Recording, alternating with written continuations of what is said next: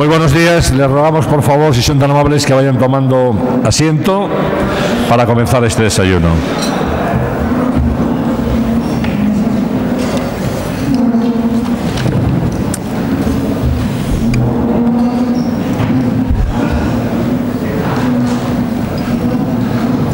Muy bien, pues muy buenos días a todos. Hoy sí que cabe ese tópico que decían los locutores de radio de hace algunos años, cuando decían este marco incomparable, ¿no? Pues en este lugar tan señero, tan fantástico como es el Casino de Madrid, vamos a dar comienzo a una sesión, a un desayuno que va a ser sin duda altamente interesante. Vamos a hablar de algo que nos afecta a todos tanto, como es la salud, la atención sanitaria y la colaboración público-privada para mejorar ese derecho a la salud, que es algo que tiene una implicación muy directa en la vida de los ciudadanos. Vamos a poder escuchar con mucha atención al doctor Manuel Vilches, que es director general. Les ruego silencio, por favor, si son tan amables. Gracias. Doctor Manuel Vilches, que es director general del Instituto para el Desarrollo e Integración de la Sanidad, IDIS, y para introducir a nuestro ponente, tengo el gusto de ceder la tribuna al doctor don Luis Mallero, presidente del Instituto para el Desarrollo e Integración de la Sanidad. Cuando quiera.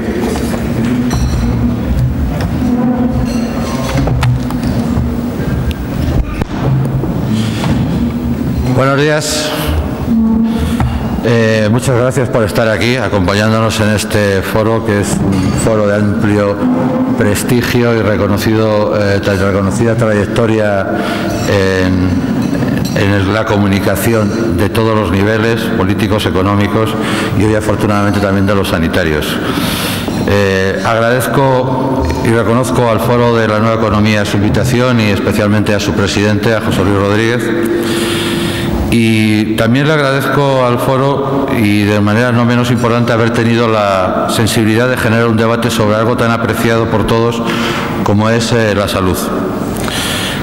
A la vez, que es lo que más, lo que creo que nosotros vamos a hablar más hoy, lo que es la necesaria gestión de la salud, de los recursos que el Estado tiene para poner en marcha la asistencia sanitaria de los ciudadanos. La gestión es una ciencia que permite, si es adecuada, que nuestro sistema sanitario prevalezca con todos sus valores y se proyecte hacia el futuro, permitiendo dejar un legado de sostenibilidad razonable a las generaciones futuras. Yo creo que esto es muy importante, que seamos capaces de construir un modelo que está construido pero que tenemos que mejorar y que para eso nosotros desde la sanidad privada estamos trabajando y que tenemos que conseguir que sea duradero y permanente en el tiempo. Al albur de la historia, con diversas experiencias y avances en el ámbito del emprendimiento, en la provisión y el aseguramiento privado, teniendo en cuenta los principios de gestión y necesidades no cubiertas en cada momento, la sanidad de titularidad privada siempre nos ha acompañado. Pero es recientemente cuando está teniendo un desarrollo y una eclosión reconocida por todos, una proyección digna de ser analizada y estudiada en sus principios y consecuencias, porque no en vano es punto de atención y modelo en los países de nuestro entorno geográfico europeo. Todos los que estamos aquí somos conscientes de que en los últimos años la calidad, la innovación, la investigación, la docencia ha entrado y ya no va a salir del sector sanitario privado. La propia Constitución y la Ley General de Sanidad, así como las normas que la acompañan, como la de calidad y cohesión, autonomía del paciente, etcétera, garantizan no solo el derecho a la salud de todos los españoles, sino la posibilidad de que los diferentes operadores sanitarios de titularidad privada participen activamente y de forma sinérgica en su cuidado, protección, prevención y gestión. Algo que parece que muchas veces es como una especie de entrada a saco por parte del sector, cuando realmente es algo que queda claramente reconocido en las normas del Estado. No podía ser de otra manera una vez que todos los países de nuestro entorno, en mayor o menor medida, dentro de un modelo más estatalizado o más liberalizado, consagran esta participación bien en formatos en los que hay separación de provisión y financiación o mediante fórmulas en las que estos aspectos recaen bajo el auspicio y control de las autoridades sanitarias mediante una gestión directa de sus propios recursos. Todo ello nos enfrenta sin duda a una difícil situación de solvencia y sostenibilidad agudizada por la crisis económica. Los factores sociodemográficos, fruto del nuevo modelo de sociedad que estamos creando, la creciente y exponencial evolución de la innovación a todos los niveles y el cambio consiguiente del modelo económico y social que surge en nuestro tiempo, donde los valores están cambiando a una velocidad vertiginosa, determinarán sin duda nuestro futuro y el futuro de nuestro sistema sanitario y de la llegada al mismo de los ciudadanos. Todo ello hace que la progresión de nuestro sistema sanitario se vea comprometida si no ponemos mimbres y articulamos palancas adecuadas que le permitan conciliar solvencia, sostenibilidad, progresión, eficiencia, efectividad, experiencia de paciente, calidad, resultado de salud y, sobre todo, algo que creemos desde el punto de vista de nuestro sector que es básico, yo creo que para ustedes también, que es la accesibilidad. De nada nos sirve tener grandes proyectos sanitarios si el paciente luego no puede llegar a recibir esos servicios sanitarios. Y de esto le hablará largamente el ponente. Paso ya, porque no quiero extenderme, porque muchas veces el presentador asume el tiempo del presentado, a presentarles a Manuel Vilches. Yo creo que no hace falta para la mayoría presentarlos. Es médico, licenciado en Medicina por la Complutense de Madrid, y eso presume siempre él, cirujano, por tanto, es médico cirujano y es un médico con experiencia clínica, pero que la gestión le ha atrapado hace unos años. Ha trabajado en numerosas empresas del máximo nivel, con puestos siempre de responsabilidad. Ahora está en el Grupo Vitas, al que pertenece, y que además pues a nosotros le agradecemos que nos deje contar con él un número de horas importante, que es la que dedica a nuestro patronato.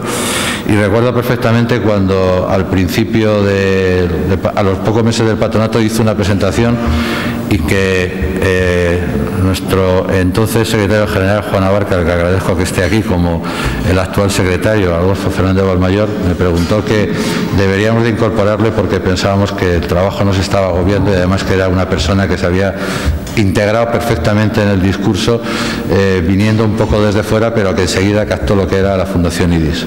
Es un hombre dialogante, es un hombre que conoce el sector profundamente, es un hombre que llega a todos los sitios y conoce todos los recovecos de la sanidad, y por tanto yo creo que es la persona adecuada para explicar lo que es el proyecto nuestro y lo que nos espera en el futuro si no se produce esa simbiosis necesaria.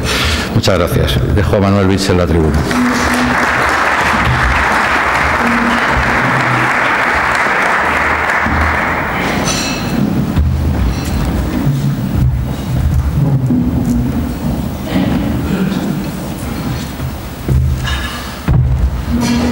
Bueno, muy buenos días a todos.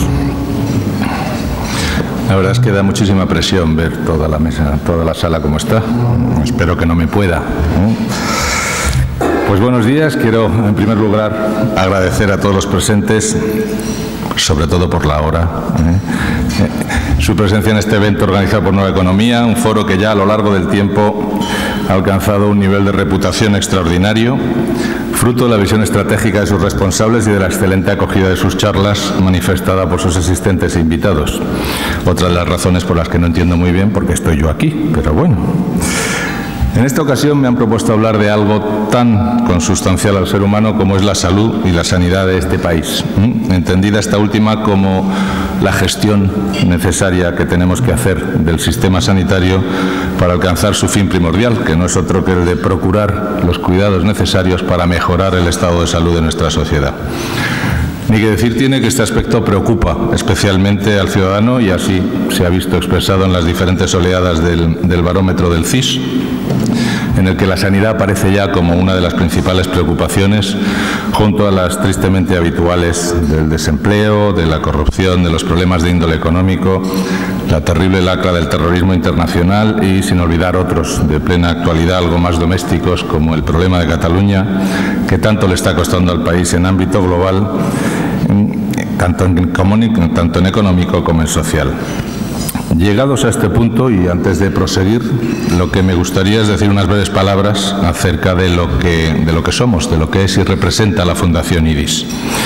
El Instituto para el Desarrollo e Integración de la Sanidad es una institución muy joven, surgió hace poco más de 7 años y está compuesta por cerca de un centenar de organizaciones y empresas. Es una organización, y me van a perdonar por el anglicismo, pero es que las modas nos pueden, multi-stakeholder, caben absolutamente todos, que representa en este momento pues el 50% de las camas privadas del país y en el entorno del 80% del aseguramiento sanitario. En ella tienen cabida todas aquellas entidades cuyos objetivos coincidan en su totalidad o en parte con los que plantea el sector del emprendimiento privado en sanidad. Nacimos con una visión absolutamente integradora, lo dice nuestro nombre, que junto con el conocimiento compartido y el networking hace que todos los miembros de la Fundación IDIS encuentren oportunidades y sinergias que permitan abordar iniciativas y proyectos de calado con el objetivo claro de un beneficio social evidente. Tenemos unas líneas de actuación muy marcadas, pero que podemos resumir en 4 puntos.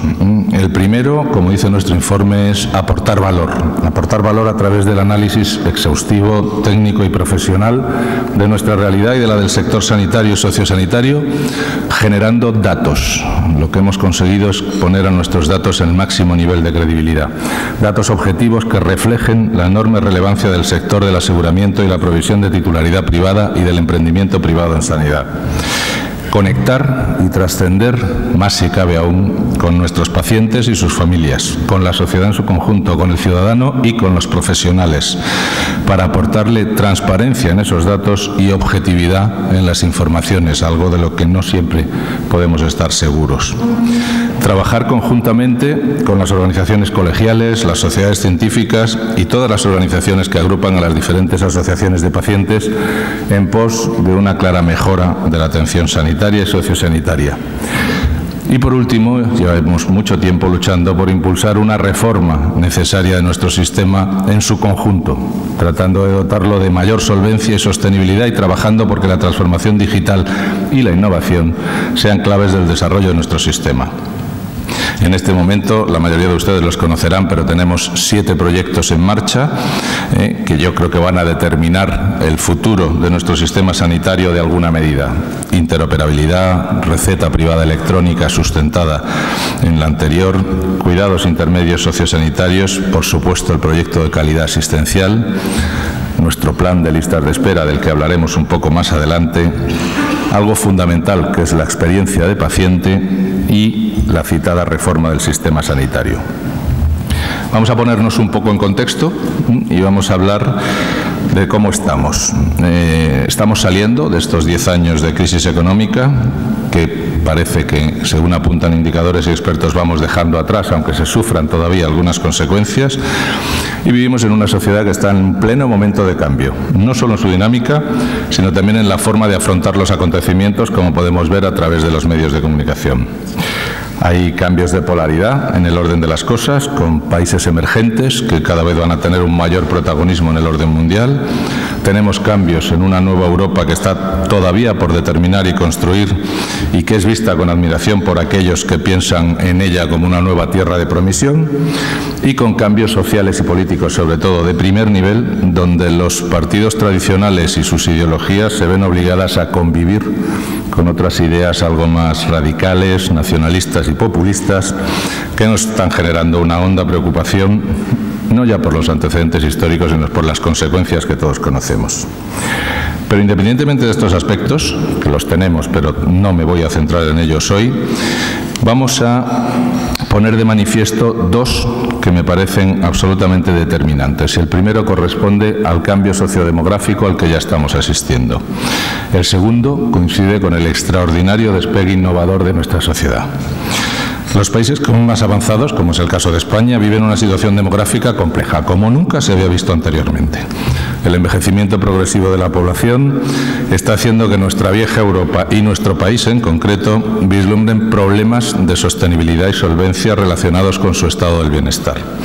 Es muy complejo dar una solución óptima a una ecuación que presenta múltiples variables, todas ellas por sí solas y en conjunto determinantes, porque es muy difícil dar de todo a todos y cada vez más con menos. España, según los datos de la OCDE, tenía apuntado aquí que es ya el tercer país más envejecido por detrás de Japón y Corea, pero anoche nos corrigieron, ya es el segundo. No somos los terceros, somos los segundos más envejecidos. Y en el año 2050, porque nos hagamos una idea, el 36% de nuestra población tendrá más de 65 años. pero es que el 15% de ellos tendrán más de 80. Estamos hablando de, si mantenemos las cifras actuales, 7 millones de personas de más de 80 años. Este proceso de envejecimiento en nuestro país se refleja en que, por ejemplo, dentro de 2022, la esperanza de vida media será de 87 años en mujeres y 82 en hombres. Comentaban que de los niños que están naciendo en este momento, 1 de cada 2 vivirá 100 años. Yo espero que, como he tenido uno hace poco, le toque lo de los 100. El envejecimiento de la población y la cronicidad asociada suponen un reto absolutamente superlativo para la sociedad y muy especialmente para los sistemas sanitarios, que necesitarán adaptarse, quieran o no, a esta nueva realidad demográfica. Pongamos un ejemplo. En este momento ya la población mayor de 65 años supone el 45% de las altas de todo el país. Solamente la población mayor de 65 años. En cuanto a la innovación, que era el otro puntal sobre el que íbamos a hablar, la Unión Europea había propuesto aumentar la inversión global en I+D hasta el 3% de aquí a 2020 para ser competitivos. Hasta el momento, tan solo 6 países lo han conseguido o están en vías de conseguirlo, y nosotros, desgraciadamente, estamos un poco alejados, porque las cifras que nos da la Oficina Europea de Estadística, el Eurostat, nos dejan en un triste 1,22%. Sin embargo, hay que reconocer que nuestro país está realizando esfuerzos para cumplir con los criterios económicos que marca la Unión Europea, trabajando en la incorporación progresiva de la innovación. Además, han tenido la suerte de que Amancio Ortega nos echa una mano de vez en cuando, y no solo en el área del diagnóstico, sino también en la terapéutica. En el sector de titularidad privada, en el que estamos sometidos a reglas de competencia en el sector, esto ya es una práctica habitual hace años. Ante estas premisas, de lo que estamos hablando del envejecimiento, hay un informe de Standard & Poor's que concluye que si no se adoptan reformas adaptadas que afronten la pirámide de población, el endeudamiento neto podría escalar hasta el 157% del PIB en 2050 y el déficit ampliarse hasta el 9,1%. Hay otro informe realizado por ESADE y una reconocida consultora que evalúa para 2025, que está ahí a la vuelta de la esquina, un rango de incremento del gasto sanitario público sobre la cifra de 2015 de entre 32.000 y 48.000 millones de euros, en dependencia del escenario de la tasa de crecimiento del gasto y de si se ponen o no se ponen medidas encima de la mesa para contrarrestarlo. Considerando que en 2015 el gasto ha sido el gasto público de unos 65.000 millones de euros, nos encontraríamos que para 2025, a 7 escasos años vista, se podría estimar entre 97.000 y 113.000 millones de euros el gasto necesario para financiar el entorno público. Aquí no estamos hablando todavía del privado. Las previsiones del Gobierno, sorprendentemente, son muchísimo más conservadoras. Se han presentado en Bruselas a través del Plan de Estabilidad y reconocen que en los próximos años y hasta 2060 solo será necesario incrementar en 580 millones anuales la cantidad destinada tanto a sanidad como a cuidados sociosanitarios. 5.800 millones en 10 años, que es un escaso 0,5% del PIB, nos parece una cantidad bastante escasa, teniendo en cuenta que es incluso menos de lo que suele haber de desviación presupuestaria en cada año del presupuesto sobre el gasto de las comunidades autónomas. No hay duda que son claramente optimistas. No cabe ninguna duda y existe un consenso generalizado que ante esta amenaza hay que buscar soluciones que aseguren el mantenimiento de un sistema de salud solvente y sostenible en el futuro.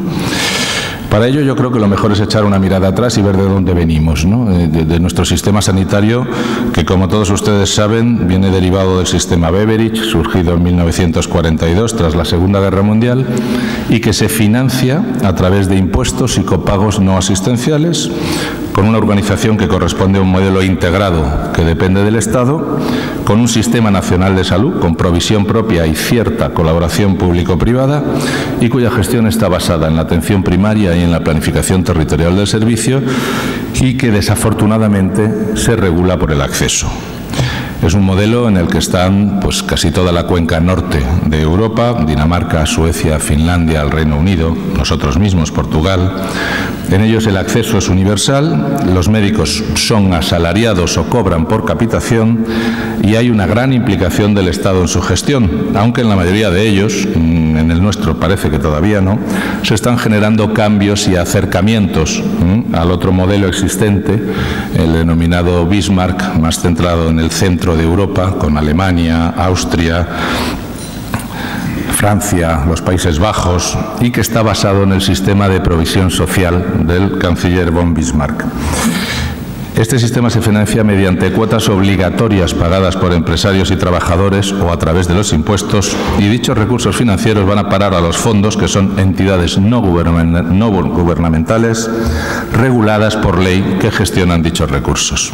Estos fondos son los que contratan hospitales, médicos de familia, tal para que provean los servicios a los asegurados mediante contratos basados en un presupuesto o mediante pago por acto en sistemas de reembolso y generalmente con copagos afrontados por parte de los usuarios. El primero, que es el nuestro, es un sistema estatalizado y rígido en algún sentido, y el segundo está mucho más liberalizado, puesto que el Estado se encarga exclusivamente de financiar y controlar, establecer los objetivos y medir los resultados para contratar los servicios. No es el provisor de los mismos, teniendo el paciente mucha más libertad de elección y generando un entorno de sanísima competencia en la prestación de los mismos. Hace poco han presentado un informe en Bruselas, en la sede de la Unión Europea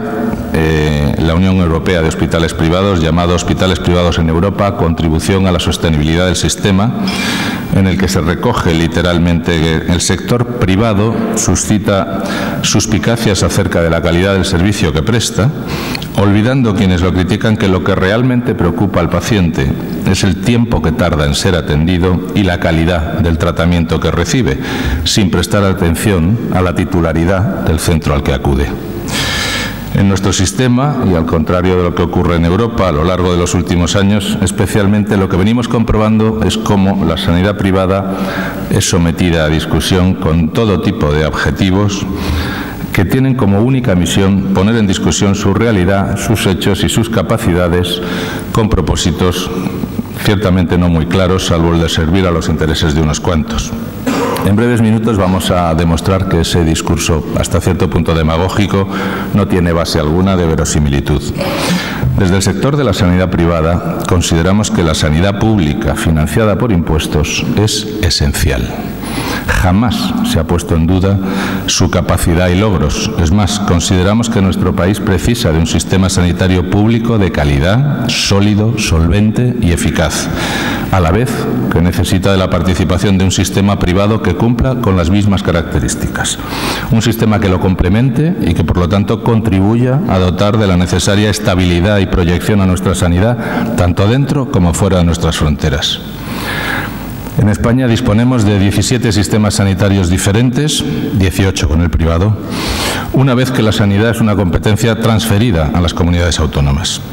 El gasto que soporta cada una de ellas en esta materia es el más relevante en términos relativos, estando en todos los casos por encima del 35-40% del presupuesto total de todas las comunidades autónomas. Un porcentaje que crece y que seguirá creciendo sine die. Bueno, como dato, el otro día leía que 9 de cada 10 euros del Fondo de Liquidez Autonómica acaban destinados al pago de sanidad, y a pesar de ello es una asignación que está generando inequidades interterritoriales y problemas de acceso, y cuya aplicación presupuestaria, y hemos tenido claros ejemplos cercanos, se realiza a veces sin tener en cuenta conceptos puramente técnicos y objetivos como sería deseable. No voy a pormenorizar, pero todos tendremos en mente las opiniones, en algún caso hasta peyorativas, de unos y otros acerca de la colaboración público-privada en todos sus modelos. Las barreras a los profesionales que desarrollan su actividad en la sanidad privada o las dificultades a los alumnos que están en periodo formativo en facultades de titularidad privada en términos de prácticas y formación MIR. Todo ello por no hablar de los ataques, a veces furibundos, ejercidos en contra de la sanidad de titularidad privada, como si ella en sí misma fuera el problema o la parte del problema, y no la solución o parte de la solución, como de hecho lo es en realidad. En definitiva, parece como si hubiera una especie de obsesión por enfrentar algo que no es enfrentable, que son dos entornos de provisión y aseguramiento que están condenados a entenderse y a trabajar conjuntamente por el bien del paciente, por la viabilidad del sistema y por el futuro de nuestra sanidad en su conjunto. Dentro de este contexto, bastante subjetivo, deberíamos aprender a mirar también un poquito hacia adentro, a las experiencias en otros sectores sociales como el de las pensiones, en el que el ciudadano cada año es impelido y estimulado a contratar planes y seguros una vez que todos somos conscientes de que el sistema es insuficiente a todas luces y se hace necesario un cambio cultural que lo sujete y nos beneficie a todos. Para ello, desde las diferentes administraciones públicas se lanzan mensajes y consignas a favor del sistema privado de pensiones, enfatizando sus bondades y haciendo patente su necesidad. Y yo me pregunto, ¿y por qué con las pensiones sí está bien vista la colaboración público-privada y sin embargo con el sistema sanitario, que todos somos conscientes de su insuficiencia progresiva, no ocurre lo mismo? Algo así podríamos esgrimir también en otros contextos como el de la educación o, sin ir más lejos, el de la vivienda, el transporte o el de la automoción, con ejemplos y estímulos que todos tendrán en su mente. Retornando un poco a nuestro sistema, con el modelo sanitario que en su momento implantamos y con las connotaciones sociodemográficas que ya hemos reflejado, comprenderán que es tremendamente complicado mantener una financiación adecuada si no realizamos las reformas que son imprescindibles para adaptar nuestro sistema a las necesidades de este momento y las que nos vienen. En términos de riqueza, España dedica el 9,1% de su PIB a sanidad, un porcentaje que está en la media de la OCDE, pero en la media mala. Es decir, todos nuestros vecinos están entre 1, 2 e incluso 3 puntos por encima. No creo que nos debamos poner al nivel de Polonia o Portugal. Incluso Portugal está más alto.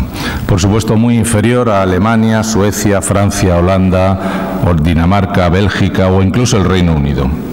En el caso de España, además, el gasto anual público es decreciente respecto al PIB, en contra de lo que ocurre en el resto de países, por lo que las desviaciones presupuestarias de comunidades autónomas son una constante, tal y como ha reflejado el informe del Tribunal de Cuentas, en el que se subraya la insuficiencia estructural de los créditos iniciales destinados a sanidad. Si en este momento estamos en poco más de 6 puntos de PIB en inversión pública y los presupuestos que se han presentado en Bruselas van bajando 2 décimas por año hasta el 5,6, pues las expectativas la verdad es que no son muy halagüeñas. Es decir, en España siempre presupuestamos menos de lo que el sistema sanitario requiere. Siempre es bastante mayor el gasto del presupuesto. En 2014 la desviación fue de un 7 y pico por ciento, en 2015 creció hasta un 11. Solamente una comunidad autónoma cumplió con no desviarse de su gasto sobre su presupuesto, y esto en lo que se traduce es en un incremento constante de las listas de espera que están incidiendo directamente en la calidad objetiva, subjetiva y en los resultados de salud, tal y como recogía hace poco un artículo publicado por el New England. En este sentido, no me resisto a resaltar rápidamente y recordar algunos de los datos aportados por nuestro informe, el de Sanidad Privada aportando valor, en el que se puede apreciar cómo el gasto sanitario en España, a pesar de que ha sufrido afortunadamente un ligero incremento respecto a las últimas cifras publicadas por la OCDE, este crecimiento viene motivado por el aumento del gasto sanitario privado, que ha ido creciendo en relación con el gasto total casi un punto por año en los últimos 6-7 años, llegando al 30,2% en 2014, un 2,75% del PIB. Por su parte, lógicamente, el gasto sanitario público ha ido reduciendo su peso en proporción similar, a un punto anual, y en este momento, en las últimas cifras de 2014, estaba por debajo del 70, en el 69,8. En estos momentos el sistema sanitario privado cuenta ya con más de 8 millones de asegurados, a los que habría que sumar los cerca de 2 millones de funcionarios que eligen el sistema de provisión privada, sobrepasando ya en un par de puntos el 20% de la población. Esto está contribuyendo de una manera muy significativa a la descarga y el ahorro en el sistema público, debido a que al tratarse de un modelo de doble aseguramiento, los ciudadanos que cuentan con un seguro privado no consumen o consumen solo en parte recursos de la sanidad pública, a la que por supuesto siguen financiando de forma regular con sus impuestos. A este respecto, y esto saben que lo comunicamos habitualmente, se estima que el ahorro generado en 2016 por el seguro privado podría oscilar entre los 5.000 y los 9.000 millones de euros, dependiendo de si se hace un uso mixto de la sanidad, que es el habitual, usar parte de la sanidad pública y parte de la sanidad privada, o un uso exclusivo de la misma, que serían los 9.000 millones, que es difícil, no más de un 15-20% de usuarios realizan un uso exclusivo. Este ahorro al Estado lo que está haciendo es complementar el sistema de salud y supone una cierta ayuda a mejorar la equidad, a incorporar la innovación y en el acceso al sistema sanitario, contribuyendo a no aumentar las listas de espera, que luego comprobaremos en base a la actividad realizada.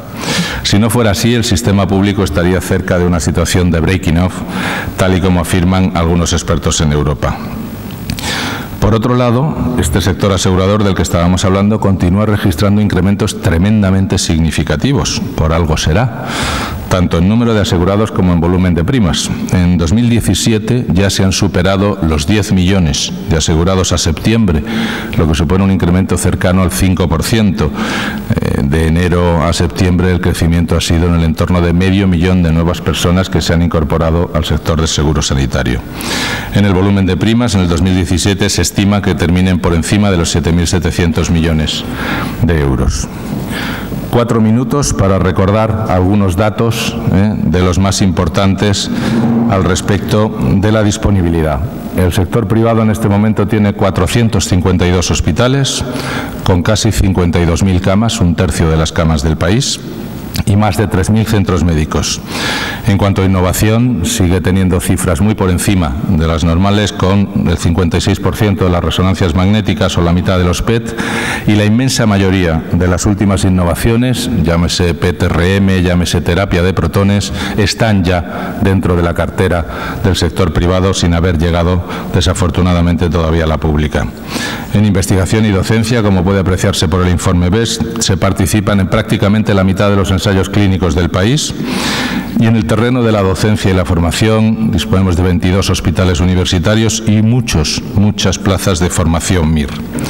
Y en cuanto a la calidad, que les voy a contar, lo conocen, las numerosas certificaciones y acreditaciones recibidas y los resultados obtenidos en los últimos estudios de calidad demuestran que los centros de provisión, en este caso todos, públicos y privados, siguen mejorando continuamente su calidad asistencial, como demuestra el crecimiento de la acreditación QH, en el que ya tenemos 115 organizaciones acreditadas, tanto públicas como privadas. La transparencia es fundamental y consideramos que los pacientes tienen que tener capacidad de juicio. Por eso llevamos ya 6 años publicando un informe de resultados de salud, el estudio RESA, que consolida algo que nos parece imprescindible, que es dotar al paciente de autonomía y capacidad de decisión, dar a conocer los resultados de los hospitales y de los centros asistenciales donde es atendido. Es un informe absolutamente representativo. En este año en particular eran el 75% de las altas del entorno privado, pero es que ya eran el 20% de las altas globales del país y el 70% de las urgencias de la sanidad privada. Cifras muy rápidas: poco más de 3 días de estancia media, atención a 4.200.000 urgencias en menos de 30 minutos, o comenzar el tratamiento oncológico en menos de 2 semanas de media, evidencian lo que comentábamos antes, comentaba Luis, de la maravillosa accesibilidad del sistema. Pero también se trabaja en calidad y seguridad y se presentan tasas de supervivencia en enfermedades tan serias como el infarto agudo de miocardio, la insuficiencia cardíaca o el ictus, que son similares e incluso mejoran en algún caso a las publicadas por los observatorios de Madrid y Cataluña. En cuanto a la experiencia de paciente, que es el futuro por donde nos vamos a tener que mover, o la calidad percibida, cada 2 años preguntamos a nuestros usuarios cómo nos ven y en qué tenemos que mejorar. Esta es una encuesta bastante seria porque todos ellos tienen doble aseguramiento y pueden opinar con conocimiento de causa de los dos sistemas, a diferencia de lo que nos pasa con el CIS, que no lo tenemos tan claro. Todos los indicadores evaluados en el estudio alcanzan una puntuación de notable y lo más importante es que aumenta el porcentaje de usuarios que recomendaría el uso de la sanidad privada hasta un 92%, una cifra que nos ha puesto una meta dificilísima de superar. Estamos en España con la segunda tasa de paro más alta de Europa y hay que hablar de empleo, y el sector privado en este momento está dando empleo a más de 250.000 profesionales de manera directa y casi otros tantos de manera indirecta. Y por fin, y lo que consideramos más relevante y es la mejor o la mayor aportación del sector, es la actividad que realiza, que nos parece absolutamente relevante y que contribuye a disminuir la presión asistencial del sistema público y, por lo tanto, las listas de espera. Los hospitales privados están llevando a cabo en este momento, con variabilidades por comunidades autónomas, pero entre el 29, de media, el 29% de las cirugías del país. Es decir, casi 1,5 millones de las 5 millones de cirugías que se realizan en el país se están realizando en el sector privado. La cuarta parte de las altas o casi la cuarta parte de las urgencias, más de 6 millones, también se están realizando en el sector privado. Debemos tener en cuenta además que en estos datos no se incluyen aquellos centros con conciertos sustitutorios o aquellos que están integrados en una red de utilización pública, que están contabilizados dentro de lo que sería el entorno de sanidad pública. Esto es lo que nos hace pensar en la aportación real del sistema.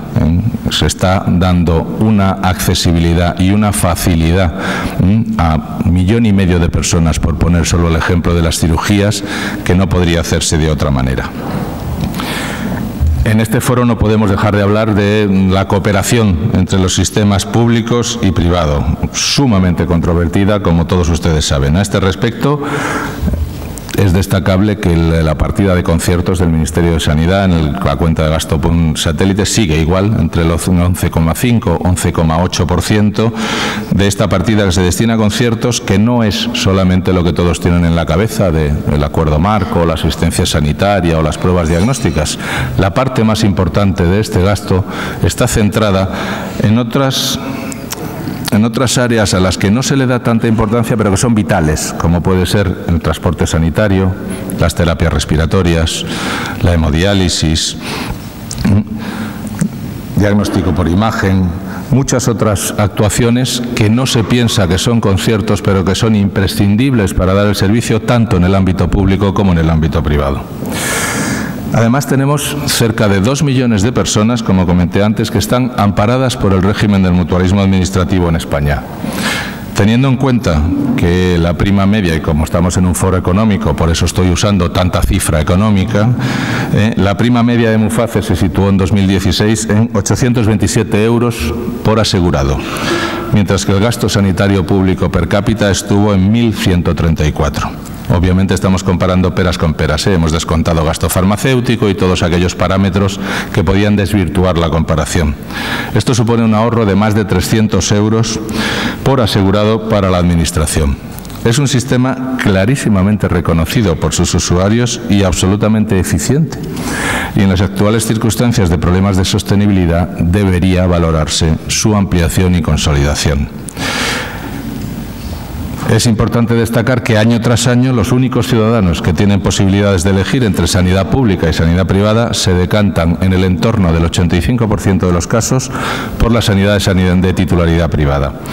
Es evidente que por algo será, puesto que el sistema privado les ofrece exactamente la misma cartera de productos y servicios que ofrece el sistema público de salud, pero con un matiz: acceso libre a especialista a nivel nacional y 0 listas de espera.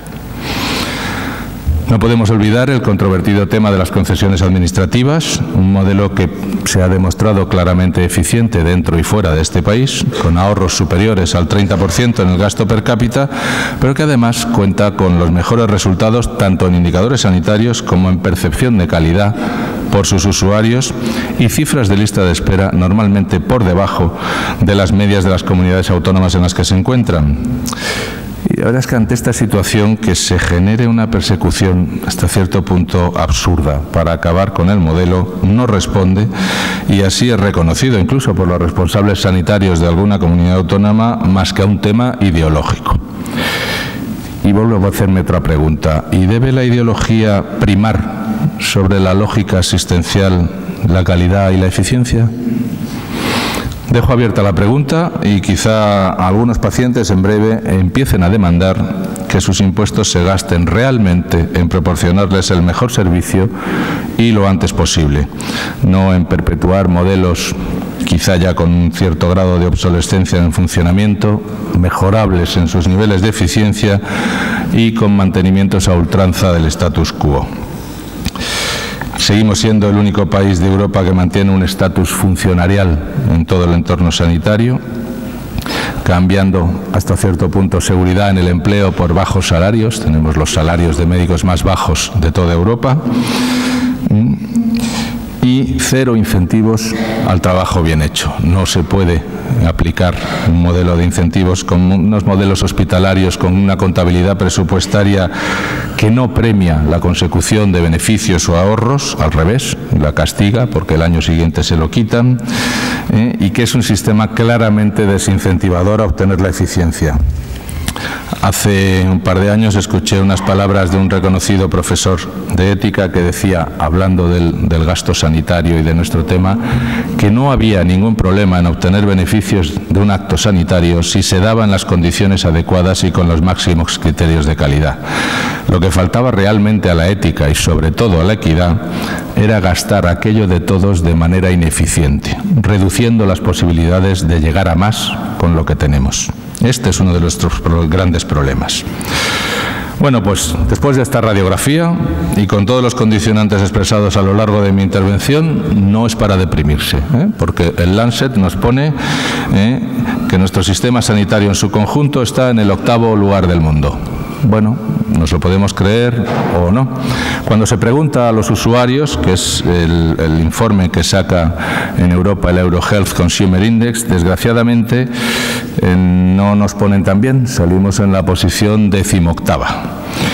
Este es un informe que compara los sistemas sanitarios europeos en el ámbito público y está basado en los derechos de los pacientes, en la información recibida, en la accesibilidad y tiempos de espera, en los resultados de salud alcanzados, en el alcance y rango de los servicios, en la prevención y en los aspectos relacionados con la prestación farmacéutica.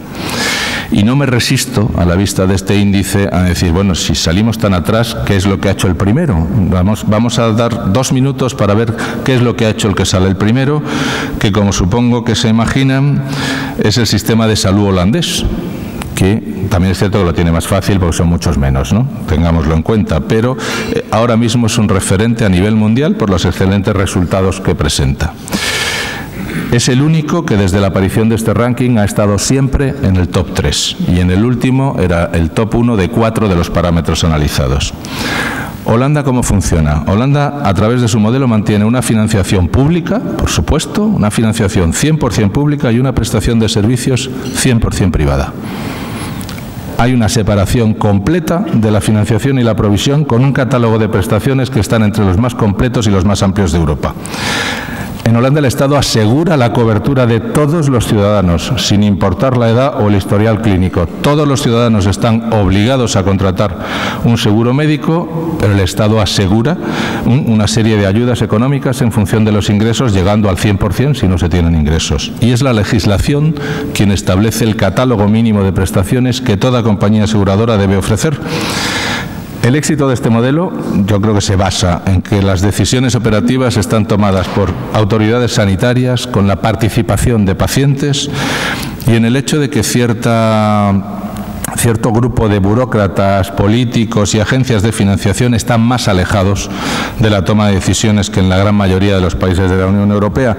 Y además, una cosa buenísima que ya hemos comentado, genera un sano entorno de competencia entre el sector de prestación de servicios que siempre va a redundar en beneficio del paciente. Llegados a este punto, aunque sea de forma somera, hay que analizar algún indicador de calidad en nuestro sistema sanitario, que son las listas de espera. Las listas de espera es el medidor indiscutible de calidad de los sistemas sanitarios.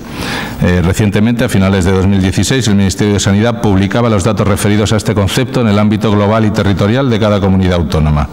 Teníamos 615.000 personas en diciembre, con más de 115 días de lista de espera. Acaban de publicarse nuevos datos y no hemos tenido suerte, porque se han reducido en solamente 10.000, con más de 100 días, manteniendo más de 100 días de lista de espera, en algunas especialidades mucho más.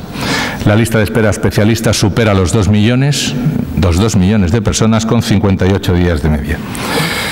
Las listas de espera, y hay artículos que lo demuestran, son una fuente de incertidumbre y angustia para los pacientes, al punto que en algunos casos tienen consecuencias adversas para la salud, pero no solo para la suya. Además, tienen un altísimo impacto económico en las prestaciones por incapacidad temporal, con lo que el coste humano y personal de la enfermedad hay que sumar la inactividad laboral, con su consiguiente falta de aportación productiva, y el coste asociado de contraprestación. Un círculo absolutamente perverso. Bueno, pues tras ver todo esto, desde la Fundación IDIS planteamos un plan de choque de lista de espera quirúrgica a finales de agosto, en el que se planteaba, sin tener que dotar recursos extraordinarios, la posibilidad de solucionar estas 615.000, si no todas, que lo entendemos que es muy difícil por las entradas y salidas, sí la gran parte, con una cantidad que no sobrepasaba el 1,5% del presupuesto. 1.500 millones, que parecen muchos vistos en forma global, pero que cuando se separan por comunidades autónomas son cantidades perfectamente asumibles. Además, el Gobierno anunció una partida extraordinaria para las comunidades autónomas de 5.300 millones y hasta en algún momento sugirió la posibilidad de qué mejor que gastarse esto en lo que más preocupa a los ciudadanos, en este caso ni siquiera el 30%. Estaremos muy pendientes de las cifras que acaban de salir y esperamos que las comunidades autónomas informen a sus pacientes, a esos que las financian con sus impuestos, de qué han hecho o qué no han hecho para solucionar este gravísimo problema, y den explicaciones al respecto de por qué siguen sin solucionarlo cuando han tenido alternativas diferentes a las utilizadas habitualmente, que desgraciadamente todos conocemos ya, que no han funcionado. Llámense planes de gestión, llámense peonadas. No podemos esperar resultados diferentes si seguimos haciendo lo mismo. Hay que buscar actuaciones que nos generen otras posibilidades. Termino ya. Tras toda mi exposición, lo que he tratado de mostrar es un hecho que ha sido refrendado por la Unión Europea, que es que la sanidad privada es un aliado estratégico que permite garantizar la sostenibilidad de los sistemas sanitarios. Y la propuesta de la Fundación IDIS para poner las listas de espera a cero se enmarca en el cumplimiento de sus objetivos fundacionales: conseguir la mejor integración de los sistemas sanitarios público y privado, liberando recursos y contribuyendo, más que liberando, optimizando el uso de todos los recursos y contribuyendo a una mayor y mejor accesibilidad de la población a la atención sanitaria, despolitizando el discurso y el análisis. En definitiva, desde la Fundación consideramos que el sector del emprendimiento privado en sanidad y la sanidad de titularidad privada en particular forman parte de la solución a los graves problemas que padecemos en el contexto sanitario. Nunca pueden ser vistos como parte del problema, tal y como algunos están empeñados en enfatizar y hacernos ver. No se puede obviar a un sector que representa a más de 10 millones de españoles, que aporta el 30% de la actividad sanitaria de nuestro país, con un porcentaje similar de gasto, llegando a significar 3,5 puntos del PIB, más de 35.000 millones de euros.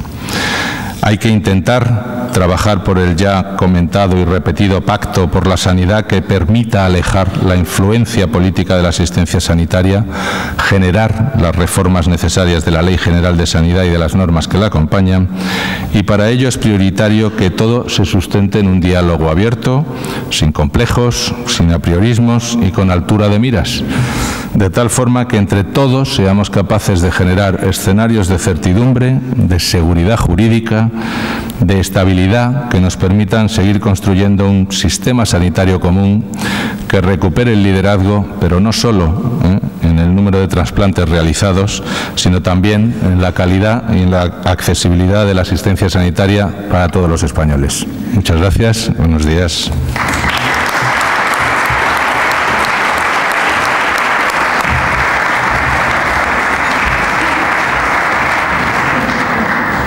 Muy bien, pues vamos a pasar ya de inmediato al turno de preguntas. Doctor Vilches, tenemos bastantes que han llegado durante este tiempo a la mesa del moderador.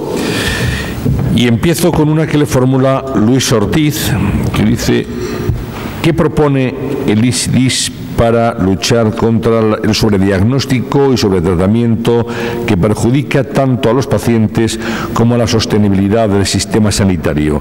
Es en este momento uno de los grandes problemas, por ejemplo, de la sanidad en los Estados Unidos. Bueno, el sobrediagnóstico tiene varias visiones. La primera de ellas, y el otro día me lo comentaba el presidente de una asociación de pacientes, no es tanto el sobrediagnóstico, sino la repetición de las pruebas de diagnóstico, que es todavía peor. Contra el sobrediagnóstico solamente se puede trabajar en la comunicación, en la interoperabilidad y en la calidad de los procedimientos implantados. No tenemos mucha más opción. No es un sistema el nuestro que favorezca el sobrediagnóstico. Desgraciadamente, lo que más tenemos desde mi punto de vista son duplicidades y repeticiones.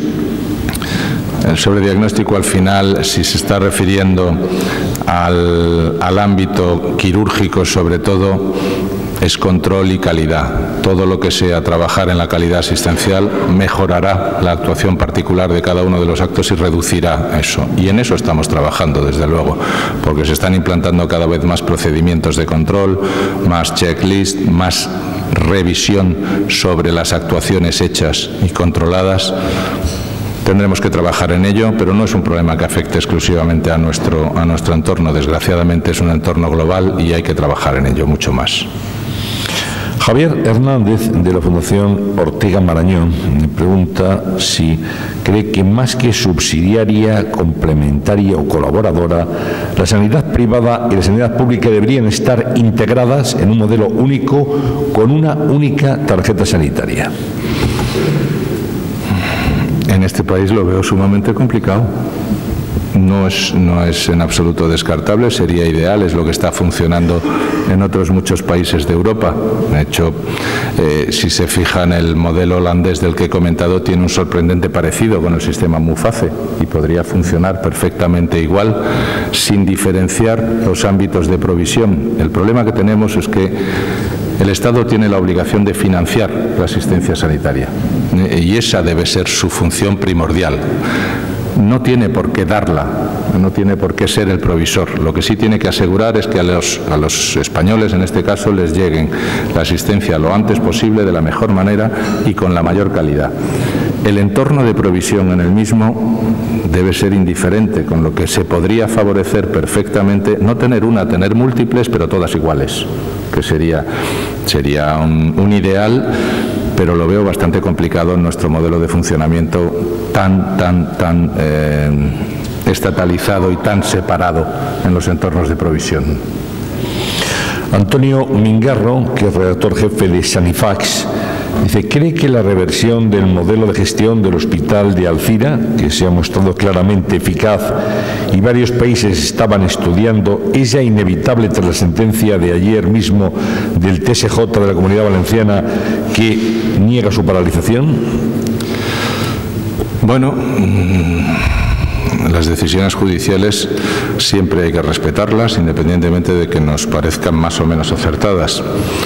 Nosotros no entendemos muy bien el tema de la reversión de las concesiones, sobre todo en una base ideológica, en una base de calidad.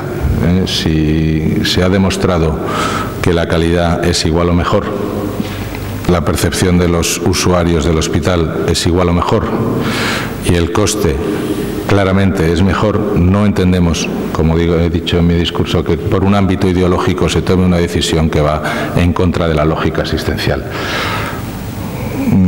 En este caso yo creo que no tenemos más opción que los propios pacientes tomen la decisión, que son los jueces del sistema, y decidan con sus votos lo que les parece que está bien y lo que les parece que está mal.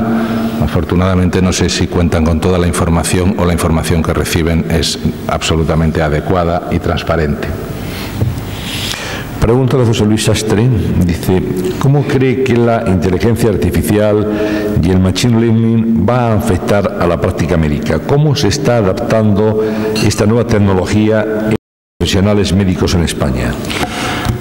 Pues yo creo que es fundamental y nos va a ayudar muchísimo. Ya están implantadas en algunas de las especialidades, sobre todo las más tecnologizadas, ayudas al diagnóstico basándose en bases de datos muy similares al Big Data. El Machine Learning va a acabar con los cirujanos, nos va a dejar fuera, porque al final las máquinas van a operar igual o mejor que nosotros, ya veremos, pero sin duda... Pero ahora falta siempre el factor humano, ¿no? Sí, pero cada vez van a hacer falta menos. Sí. Sí. Desgraciadamente se han demostrado ya y hay ejemplos desde competencias entre, por ejemplo, un diagnóstico de retinopatías entre grandes oftalmólogos y una máquina a la que le habían metido trillones de imágenes y desgraciadamente ganó la máquina, con lo que siempre hará falta el factor humano, por supuesto, pero sí que nos va a ayudar muchísimo, sobre todo para reducir riesgos, para mejorar expectativas. Tenemos un problema y es que con los actuales sistemas de información que tenemos, pues va a ser muy complicado que se implante. Tenemos que mejorar mucho todavía. Si no podemos disponer de nuestra historia clínica de una comunidad a otra, va a ser complicado que podamos disponer de esos datos para que tengamos una ayuda a la toma de decisiones. Tenemos que avanzar mucho más en el ámbito de la interoperabilidad de la historia clínica, mucho más como estamos trabajando en el ámbito de la receta privada electrónica, y después empezaremos a hablar de esto, que es magnífico, pero que yo lo veo todavía un poquito lejos en nuestro sistema, desafortunadamente. ¿Se podrá operar a distancia? Es decir, ¿un paciente en España podrá ser intervenido por un cirujano especialista en Estados Unidos o en cualquier otro lugar? Ya se está haciendo. Eso ya se está haciendo. Con la cirugía robótica ya se puede perfectamente ser intervenido en Madrid y que el cirujano esté en Melbourne, en Australia, porque nos permite perfectamente hacerlo. De hecho, las nuevas cirugías robóticas que vienen están incluso todas conectadas, las que existen en el mundo, y estas sí que tienen Machine Learning y van aprendiendo unas de otras. O sea, eso ya no es una innovación, ya está instaurado. Igual que la realidad virtual para la formación de jóvenes estudiantes de medicina. También está instaurado, ya lo tenemos en determinadas universidades, tienen simuladores virtuales que les permite adelantar muchísimo más el periodo formativo. La verdad es que en eso estamos bastante orgullosos de cómo hemos avanzado en los últimos años. Más preguntas. Amado Lorenzo dice: la Unión Europea está estudiando extender la seguridad social de Francia al resto de los países, lo que reduciría el coste para los usuarios del seguro privado. ¿Qué nos puede informar de este proyecto? Pues poco, porque no lo he estudiado en profundidad, pero si es un proyecto en el que se está pensando ampliar un modelo, como hemos visto, basado en el esquema Bismarck, basado en sistemas de previsión y basado en sistemas de aseguramiento, en el que el Estado solamente es financiador y se pasa la decisión de la contratación y la provisión a terceros, posiblemente no sea mala idea. No sea mala idea. Veamos, habrá que ver la implantabilidad que pueda tener. Doctor Luis del Caso, del Hospital Virgen del Mar, dice: ¿cuál o cuáles serían las medidas legislativas que más favorecerían la integración público-privada en la sanidad? Pues, querido Luis, quizás solo con cumplir la ley que ya tenemos.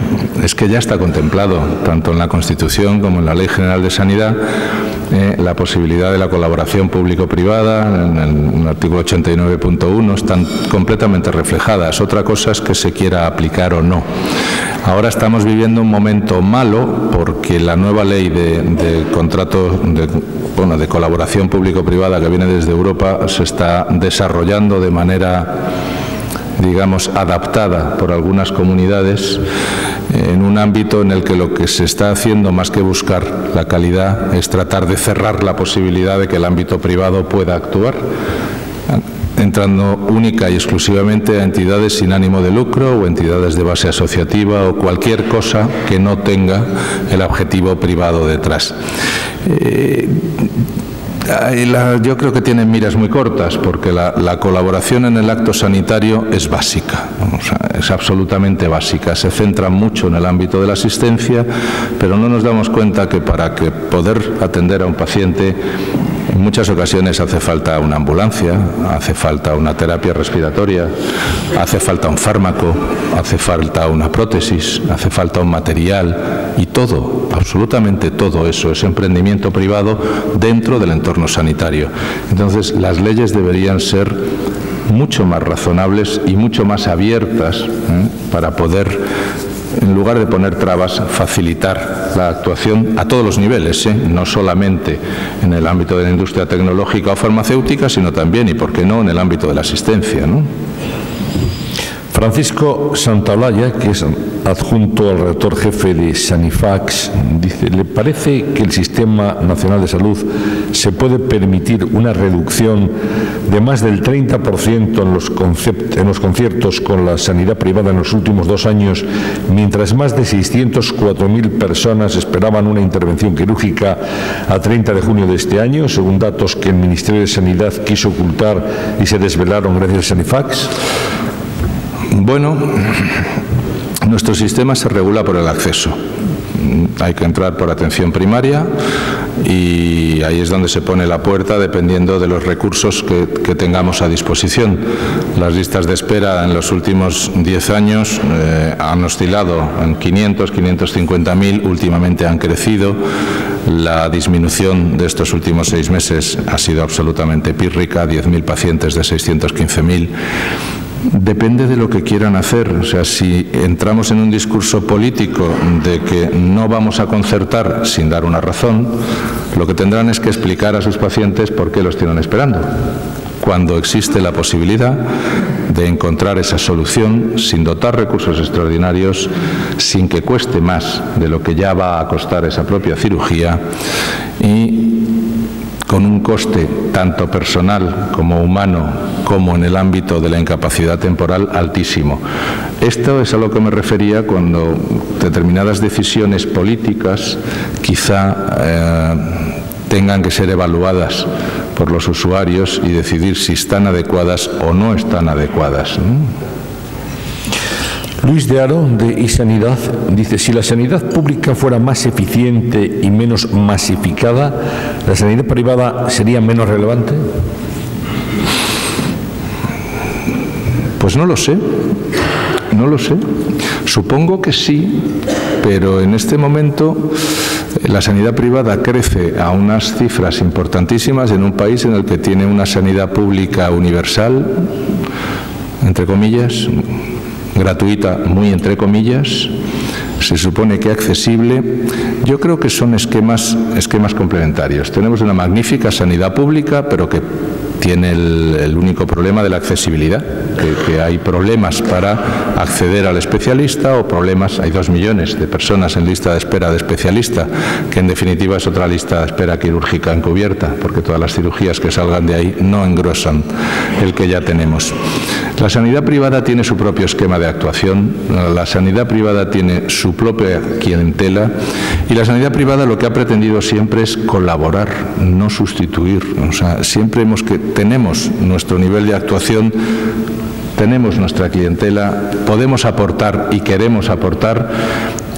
Y supongo yo que si la sanidad pública mejora, lo que haremos será mejorar todos, tanto ellos como nosotros, porque cuando entremos realmente en competencia es cuando todos mejoramos. El problema es que ahora no podemos competir y eso es lo que estamos buscando. Vamos a ver que todos compitamos, los públicos, los privados, absolutamente todos entre todos, y que demostremos con resultados de salud, con resultados, realmente las bondades de cada uno. José Vázquez dice: ¿puede describirnos brevemente el diseño y procesos de desarrollo de la receta electrónica privada? ¿Será viable su interoperatividad y accesibilidad en toda España sin excepciones autonómicas?